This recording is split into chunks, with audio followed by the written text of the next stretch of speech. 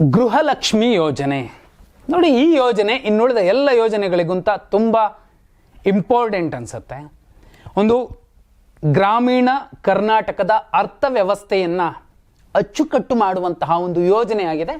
ಬೇರೆ ಎಲ್ಲ ಯೋಜನೆಗಳಿಗಿಂತಲೂ ತುಂಬ ಪ್ರಾಮುಖ್ಯತೆ ಪಡೆದುಕೊಂಡಿರುವಂತಹ ಯೋಜನೆ. ತಾಯಂದಿರ ಅಕೌಂಟ್ಗೆ ನೇರವಾಗಿ DBT ಮೂಲಕ ನೇರ ನಗದು ಹಣ ಪಾವತಿ ಆಗ್ತಿದೆ. ಆದರೆ ಇದೇ ಯೋಜನೆ ಈಗ ಹಳ್ಳ ಹಿಡಿದಿದೆಯಾ, ಅಥವಾ ಈ ಯೋಜನೆಯ ಹಣವನ್ನು ಗಂಡಸರು ಕೂಡ ಪಡ್ಕೋತಿದ್ದಾರಾ? ಸದನದಲ್ಲಿ ಚರ್ಚೆ ಆಗ್ತಿದೆ. ಅದು 2 ತಿಂಗಳ ಹಣ, ಸುಮಾರು 5,000 ಕೋಟಿ ಹಣ, ಅನುದಾನದಲ್ಲಿ ಮೀಸಲಿಟ್ಟ ಹಣ ಏನಾಯಿತು? ಲಕ್ಷ್ಮೀ ಹೆಬ್ಬಾಳ್ಕರ್ ಅವರು ಸದನಕ್ಕೆ ತಪ್ಪು ಮಾಹಿತಿಯನ್ನು ಕೊಟ್ಟಿದ್ದಾರೆ. ಈಗ ಆ ಸಂಪುಟದ ಮುಖ್ಯಸ್ಥ ಯಾರಿದ್ದಾರೆ, ಮುಖ್ಯಮಂತ್ರಿಗಳು, ಅವರು ಈಗ ಹೊಣೆಗಾರರಾಗಿರ್ತಾರೆ. ಅದಕ್ಕೆ ಉತ್ತರ ಕೊಡಬೇಕಿದೆ. ನೇರವಾಗಿ ಹೇಳ್ತಾರೆ, ಇಲ್ಲ ನಾವು 23 ಕಂತುಗಳನ್ನು ಕೊಟ್ಟಿದ್ದೀವಿ. ಹಾಗಿದ್ರೆ 2 ಕಂತುಗಳ ಹಣ ಏನಾಯಿತು ನೋಡಿ. ರಾಜ್ಯದಲ್ಲಿ 1.24 ಕೋಟಿ ಗೃಹಲಕ್ಷ್ಮಿ ಯೋಜನೆಯ ಫಲಾನುಭವಿಗಳಿದ್ದಾರೆ. ತಿಂಗಳಿಗೆ ಅಂದಾಜು 2,480 ಕೋಟಿ ರೂಪಾಯಿ ಖರ್ಚಾಗತ್ತೆ. ಆ 2 ತಿಂಗಳದ್ದು ಸರಿ ಸುಮಾರು 5,000 ಕೋಟಿ ಹಣ, ಮೀಸಲಿಟ್ಟ ಹಣ. ಯಾಕಂದ್ರೆ 2024-25 ವಾರ್ಷಿಕ ಬಜೆಟ್ನಲ್ಲಿ 28,608 ಕೋಟಿ ರೂಪಾಯಿಗಳನ್ನು ಸರ್ಕಾರ ಎತ್ತಿಟ್ಟಿತ್ತು. ವಿತ್ತ ಸಚಿವರು ಮುಖ್ಯಮಂತ್ರಿ ಸಿದ್ದರಾಮಯ್ಯ ಅವರು. ವಾರ್ಷಿಕವಾಗಿ ಎಷ್ಟು ಖರ್ಚಾಗುತ್ತೆ? 17,500 ಕೋಟಿ ರೂಪಾಯಿ ಖರ್ಚಾಗುತ್ತೆ. ಅದಕ್ಕಿಂತಲೂ 10,000 ಕೋಟಿ ಹೆಚ್ಚಿನ ಹಣ ಇದ್ದಾಗ್ಯೂ ಕೂಡ 2 ತಿಂಗಳದ್ದು, ಅದು ಫೆಬ್ರವರಿ ಮತ್ತು ಮಾರ್ಚ್, ಬಿಜೆಪಿಯ ಶಾಸಕ, ಬಿಜೆಪಿಯ ನಾಯಕ ಮಹೇಶ್ ತೆಂಗಿನಕಾಯಿ ಅವರು ಪ್ರಶ್ನೆ ಕೇಳ್ತಾರೆ, ಫೆಬ್ರವರಿ ಮಾರ್ಚ್ದು ಹಣ ರಿಲೀಸ್ ಆಗಿಲ್ವಾ, ಅಕೌಂಟ್ಗೆ ಹೋಗಿಲ್ವಾ ಅಂತ. ಸಚಿವರು ಹೇಳ್ತಾರೆ, ಇಲ್ಲ ನಾವು 23 ತಿಂಗಳ ಕಂತನ್ನ ಹಣವನ್ನು ಕೊಟ್ಬಿಟ್ಟಿದ್ದೀವಿ, ಬೇಕಿದ್ರೆ ನಾನು ಸದನಕ್ಕೆ ಬಾಕಿ ಇರುವ ವಿಚಾರವನ್ನು ಮಾಹಿತಿ ಕೊಡ್ತೀನಿ. ದಾಖಲೆಗಳ ಸಮೇತ ಬಿಜೆಪಿ ಈಗ 2 ತಿಂಗಳು ಫೆಬ್ರವರಿ ಮಾರ್ಚ್ ಕೊಟ್ಟಿಲ್ಲ. ಈಗ ತಪ್ಪು ಮಾಹಿತಿ ಕೊಟ್ಟೇ ಬಿಟ್ಟಿದ್ದಾರೆ. ಕೊನೆ ಪಕ್ಷ ಕ್ಷಮೆ ಕೇಳಿ, ಇಲ್ಲ ಆ ಹಣವನ್ನು ಈಗ ರಿಲೀಸ್ ಮಾಡ್ತೀವಿ ಮತ್ತೊಂದು. ಆ 2 ತಿಂಗಳ ನಂತರದ್ದೆಲ್ಲ ಆಗಿದೆ. ಆದರೆ ಫೆಬ್ರವರಿ ಮಾರ್ಚ್ದು ಯಾಕೆ ಹಣ ಜಮಾವಣೆ ಆಗಿಲ್ಲ? ಡೈರೆಕ್ಟ್ ಬೆನಿಫಿಟ್ ಟ್ರಾನ್ಸ್ಫರ್ ಮೂಲಕ, DBT ಮೂಲಕ ಯಾಕಾಗಿಲ್ಲ? ಯಾಕಂದ್ರೆ ಎಷ್ಟೋ ಜನ ನಮ್ಗೆ ಹಣ ಬಂದಿಲ್ಲ ಅಂತ ಬ್ಯಾಂಕ್ಗೆ ಹೋಗ್ತಾರೆ ಅಥವಾ ಪೋಸ್ಟ್ ಆಫೀಸ್ಗೆ ಹೋಗ್ತಾರೆ, ಕೇಳ್ತಾರೆ, ಇಲ್ಲಮ್ಮ ಬಂದಿಲ್ಲ, ಇನ್ನೊಂದು ತಿಂಗಳದ್ದು ಬಂದಿದೆ, ಈಗ ಇಷ್ಟು ಬಂದಿದೆ ಅಂತ ಕೊಟ್ಟು ಕಳಿಸ್ತಾರೆ. ಆದರೆ ಅದನ್ನೇ ನೆಚ್ಚಿ ಕೂತಂತಹ ಆ ಗ್ರಾಮೀಣ ಪ್ರದೇಶದ ಹೆಣ್ಣು ಮಕ್ಕಳು, ಏನೋ ಸಿದ್ದರಾಮಯ್ಯ 2,000 ಕೊಡ್ತಿದ್ದಾನೆ ಅನ್ನೋ ಒಂದು ಲೆಕ್ಕಾಚಾರದಲ್ಲಿ ಅವರು ಒಂದು ಬಜೆಟ್ ಮಾಡ್ಕೊಂಡಿರ್ತಾರೆ, ಅವರ ಅರಿವಿಗೆ ಇರುವ ರೀತಿಯಲ್ಲಿ. ಇದೇ 2,000 ಕೊಟ್ಟಿಲ್ಲ ಅಂತ. ಇಲ್ಲಿ ಇದಕ್ಕಿಂತಲೂ ಇಂಪಾರ್ಟೆಂಟ್ ಅನ್ಸೋದು ನೋಡಿ, ವರ್ಷಕ್ಕೆ 17,500 ಕೋಟಿ ಗೃಹಲಕ್ಷ್ಮಿ ಯೋಜನೆಗೆ ಖರ್ಚು ಮಾಡ್ತಾರೆ, ಸರ್ಕಾರ ಖರ್ಚು ಮಾಡುತ್ತೆ. ಅಷ್ಟೇ ಹಣವನ್ನ, ಅಂದ್ರೆ 17 ಕೋಟಿ ಹೆಚ್ಚು ಕಡಿಮೆ ವರ್ಷಕ್ಕೆ ಮತ್ತೊಂದು ಖರ್ಚು ಮಾಡ್ತಿದ್ದಾರೆ. ಅದು ಗ್ಯಾರಂಟಿ ಅನುಷ್ಠಾನ ಸಮಿತಿ. 2 ತಿಂಗಳು ಹಣ ಬಂದಿಲ್ಲ ಅಂದ್ರೆ ಗ್ಯಾರಂಟಿ ಅನುಷ್ಠಾನ ಸಮಿತಿ ಗೆಣಸ್ ಕೀಳ್ತಿದ್ಯಾ, ಗೆಣಸ್ಕೆತ್ತಿದ್ಯಾ, ಪ್ರಶ್ನೆ ಮಾಡಲೇಬೇಕಿದೆ. ನೋಡಿ ಅಲ್ಲಿ ಹೆಂಗಿದೆ ಖರ್ಚು ಅಂದ್ರೆ, ಈ ಅನುಷ್ಠಾನ ನೋಡಿ, ಎಷ್ಟೋ ಬಸ್ ಶಕ್ತಿ ಯೋಜನೆಯಲ್ಲಿ ಕೆಲವು ಕಡೆ ಬಸ್ ನಿಲ್ಸಲ್ಲ, ಬಸ್ ಹೊರಟೋಗ್ಬಿಡುತ್ತೆ, ಹೆಣ್ಮಕ್ಳು ಕಾಯ್ತಿರ್ತಾರೆ, ಬೈಕೊಂಡು ನಿಂತ್ಕೋತಾರೆ. ಗ್ಯಾರಂಟಿ ಅನುಷ್ಠಾನ ಸಮಿತಿ ಅವ್ರಿಗೊಂದು ಕಾರ್ ಕೊಟ್ಟಿರ್ತಾರೆ, ಕೆಂಪು ಗೂಟದ ಕಾರ್ ಇರುತ್ತೆ, ಅದರಲ್ಲಿ ಜಮ್ ಅಂತ ಹೋಗಿ ಬರೋದಕ್ಕ ಅವ್ರಿಗೆ ಎಷ್ಟು ಖರ್ಚು ಮಾಡ್ತಾರೆ ನೋಡಿ. ವಾರ್ಷಿಕವಾಗಿ ಗ್ಯಾರಂಟಿ ಅನುಷ್ಠಾನ ಸಮಿತಿಗೆ 16 ಕೋಟಿ ಖರ್ಚು ಮಾಡ್ತಾರೆ. 16 ಕೋಟಿ.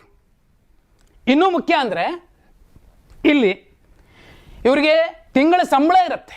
ಜಿಲ್ಲಾ ಅಧ್ಯಕ್ಷರಿಗೆ, ಗ್ಯಾರಂಟಿ ಅನುಷ್ಠಾನ ಸಮಿತಿ ಜಿಲ್ಲಾ ಅಧ್ಯಕ್ಷರಿಗೆ 40,000 ಕೊಡ್ತಾರೆ. ಅಲ್ಲಿನ ಉಪಾಧ್ಯಕ್ಷರಿಗೆ, ಜಿಲ್ಲಾ ಉಪಾಧ್ಯಕ್ಷರಿಗೆ 1,200 ರೂಪಾಯಿ, 40,000ದಿಂದ 1,200 ರೂಪಾಯಿ. ಇವರು ಯಾವ ರೀತಿ ಯಾರ್ಯಾರಿಗೆ ಎಷ್ಟೆಷ್ಟು ಹಣ ಕೊಡಬೇಕು, ಅವರ ಆಯ್ಕೆಯ ಮಾನದಂಡಗಳೇನು, ಯಾರು ಗ್ಯಾರಂಟಿ ಅನುಷ್ಠಾನ ಸಮಿತಿಯ ಅಧ್ಯಕ್ಷರಾಗಬೇಕು, ಉಪಾಧ್ಯಕ್ಷರು, ಸದಸ್ಯರು ನೋಡಿ. ತಾಲೂಕು ಅಧ್ಯಕ್ಷರಿಗೆ 25,000 ಅಂತೆ, ಆದರೆ ಜಿಲ್ಲಾ ಉಪಾಧ್ಯಕ್ಷನಿಗೆ 1,200 ರೂಪಾಯಿ ಅಂತೆ. ಇನ್ನು ಎಲ್ಲ ಸದಸ್ಯರಿಗೆ 1,100 ರೂಪಾಯಿ ಕೊಡುವಂಥದ್ದು. ಹಾಗಿದ್ರೆ ಗೃಹಲಕ್ಷ್ಮಿ ಯೋಜನೆ ಅಡಿ 2,000 ರೂಪಾಯಿ ತಗೊಳ್ಳೋ ಆ ತಾಯಂದಿರಿಗೂ ಈ ಗ್ಯಾರಂಟಿ ಅನುಷ್ಠಾನ ಸಮಿತಿಯಲ್ಲಿ ಸಂಬಳ ತಗೊಳ್ಳೋರ್ಗೂ ಏನು ವ್ಯತ್ಯಾಸ?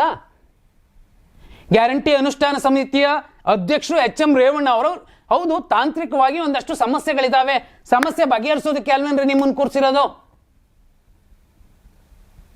ಗ್ಯಾರಂಟಿ ಅನುಷ್ಠಾನ ಸಮಿತಿ ಕೂಡ ಗೃಹಲಕ್ಷ್ಮಿ ಯೋಜನೆ ತರ ಅಥವಾ ವಿಧವಾ ವೇತನ ತರ 2,000 3,000 ಸಂಬಳ ತಗೋತಿದಾರಲ್ಲ ಸದಸ್ಯರು ಅಂತ ನೇಮಕ ಮಾಡ್ಕೊಂಡು ಸರ್ಕಾರಕ್ಕೆ ಅವರೇ ಚಡಿಯೇಟ್ ಕೊಡಬೇಕಿದೆ.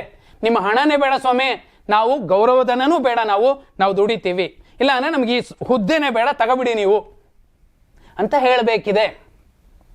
ಬೇರೆ ಎಲ್ಲ ಯೋಜನೆಗಳು ಏನೇ ಇರಲಿ, ಇಲ್ಲಪ್ಪ ನಾವು ರಸ್ತೆಯಲ್ಲಿ ಅಥವಾ ಸೇತುವೆ ನಿರ್ಮಾಣದಲ್ಲಿ ಮತ್ತೊಂದು ಮಗದೊಂದರಲ್ಲಿ ಕೆಬ್ರಕಂಡು ತಿಂತೀವಿ ಅಂದರೂ ಕೂಡ ಅದು ಗೊತ್ತಾಗಲ್ಲ, ಹೋದ್ರೆ ಹೋಗ್ಲಿ, ಅದನ್ನು ಸಂಬಂಧಪಟ್ಟ ವಿಪಕ್ಷಗಳು ಆ ಚೌಕಟ್ಟಿನಲ್ಲಿ ಪ್ರಶ್ನೆ ಮಾಡ್ತವೆ, ಆ ಹಗರಣಗಳು ಹೊರಗಡೆ ಬರ್ತವೆ.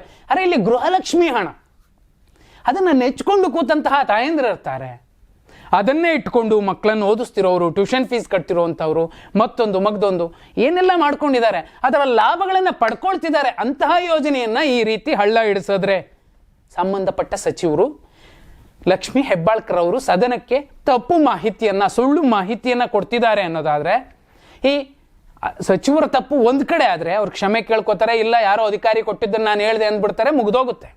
ಆದರೆ ಇಲ್ಲಿ ಗ್ಯಾರಂಟಿ ಅನುಷ್ಠಾನ ಸಮಿತಿ ಏನಕ್ಕಿದೆ?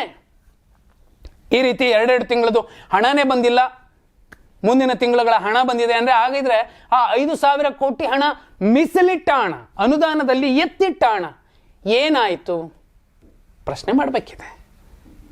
ಗೃಹಲಕ್ಷ್ಮಿ ಈ ಸರ್ಕಾರಕ್ಕೆ ಶಕ್ತಿ ಯೋಜನೆ ಮತ್ತು ಗೃಹಲಕ್ಷ್ಮಿ ತಾಯಂದಿರ ಆಶೀರ್ವಾದ ಮತ್ತು ಅಭಯವನ್ನು ನೀಡಿದೆ.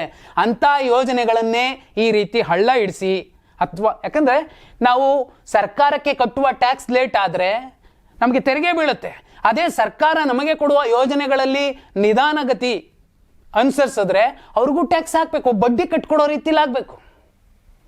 ಗೃಹಲಕ್ಷ್ಮಿ ಯೋಜನೆಯನ್ನೇ ನೆಚ್ಚಿಕೊಂಡವರ ಕಷ್ಟ ಕಾರ್ಪಣ್ಯಗಳು, ಅವರ ಫಜೀತಿಗಳು, ಪೀಕಲಾಟಗಳು ನೂರಾರು ಇರ್ತವೆ. ಇವರು ಸುಲಭ ಕೇಳ್ತಾರೆ, ನಾಳೆ ತಿಂಗಳು, ನಾಡಿದ್ದು ತಿಂಗಳು, ಆಚೆ ನಾಡಿದ್ದು ತಿಂಗಳು, ಇಲ್ಲ ನಾವು ZPTP ಎಲೆಕ್ಷನ್ ಟೈಮಲ್ಲಿ 10,000 20,000 ಆಗ್ತೀವಿ ಅನ್ನೋ ಲೆಕ್ಕಾಚಾರ ಇವ್ರದ್ದೇನಾದರೂ ಇದ್ರೆ ಇಷ್ಟು ದಿನ ಹೋಲ್ಡ್ ಇಟ್ಕೊಂಡು ಒಟ್ಟಿಗೆ ಕೊಟ್ಟರೆ ಖುಷಿ ಆಗ್ಬೋದಿಲ್ಲ ಅಂತಲ್ಲ, ಆದರೆ ಅದನ್ನು ಹಳ್ಳ ಇಡಿಸುವಂಥದ್ದು ಯಾಕೆ?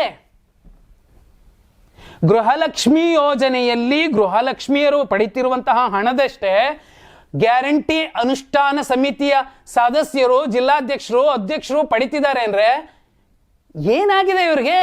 ಅವರ ಆಯ್ಕೆಯ ಮಾನದಂಡಗಳೇನಿತ್ತು? ಏನೋ ಮಾಡ್ಕೊಂಡಿದ್ದಾರೆ, ತುಂಬ್ಕೊಂಡಿದ್ದಾರೆ. ಪ್ರಶ್ನೆ ಮಾಡ್ತಿರೋರು ಯಾರು? ಅಲ್ಲಿ ಹೆಣ್ಮಕ್ಳಿಗೆ ನ್ಯಾಯ ಕೊಡಿಸ್ತಿರೋರು ಯಾರು? ಈ ನಿರುದ್ಯೋಗಿಗಳಿಗೆ, ರಾಜಕೀಯ ನಿರುದ್ಯೋಗಿಗಳಿಗೆ ಅಥವಾ ಅತೃಪ್ತರಿಗೆ ಈ ಗ್ಯಾರಂಟಿ ಅನುಷ್ಠಾನ ಸಮಿತಿ ಮಾಡಿಬಿಟ್ಟು ಅವರಲ್ಲಿ ತುಂಬಿ ಕೂರಿಸಿ ಅವರಿಗೆ ಹಣ ಕೊಟ್ಟು ಕಾರ್ ಕೊಟ್ಟು ಜಬರ್ದಸ್ತಿ ಮಾಡ್ಕೊಂಡು ಓಡಾಡಿ ಅಂದ್ಬಿಟ್ರೆ ಈ ಯೋಜನೆಗಳನ್ನು ಅನುಷ್ಠಾನಕ್ಕೆ ತರೋದು ಯಾರು? ಹೊಣೆಗಾರರು ಯಾರು?